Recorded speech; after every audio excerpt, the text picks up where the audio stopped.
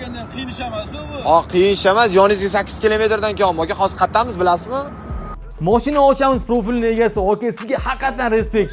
Chunki bilamiz biz, siz mushkul vaziyatga tushib qolgan odamlarni uyiga borib yoki mashtasini ochib berasiz, okey. Gap bo'lishi mumkin emas, uni tekinga ham qilasiz, okey. Lekin ba'zi bir mijozlaringiz, okey, pulni kam berib sizni ranjitgan hollarda ham ko'rganmiz.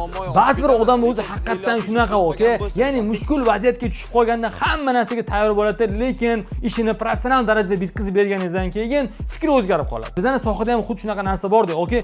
Bilasiz, biz loy lomboz o'rniga polistirol lombozda ishlab chiqarish boshlaganmiz. Teploprovodni juda ham zo'r bo'lgan, issiqlikni umuman o'tkazmaydigan yoki o'tkazish daraja juda ham kam bo'lgan bu polistirol lombozlarimiz narxi ham juda ham arzon-da, tayyorlanishi juda ham arzon bo'lgan bu polistirol lombozlarimiz mana shunaqa qop ko'rinishda bo'ladi, okey.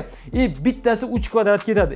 Narxi ham bor-ku, atigi 1 kvadrati 35 ming so'mdan, okey. Usti haqqi 30 ming so'm. Xullas, 100 ga bor-ku, 65 mingga issiq o'tmaydigan qilsak bo'ladi deb bizni tavsiya beradigan bo'lsak, okey. Keyin undan keyin uy zo'r chiqadi, issiqlik o'tkazmaydi. Men o'zim bermayman, chiqmayman, kameradan qo'rqaman dedi. Okey, shunaqasi to'g'rimi? Menimcha noto'g'ri. Siz nima deb o'ylaysiz? Kommentariyaga o'z fikringizni qoldiring. Xullas, okey, el yurt xizmatda yurgan eng asosiysi sizni issiq sovug'ingiz o'ylayotganlardan yomon gumonda bo'lmaysiz. Mana shu videoni, okey, uy polistirol lomboz bo'lmagan, loy lomboz bo'lgan, issiq o'tkazadigan tashlaga tashlab qo'ying. Assalomu alaykum.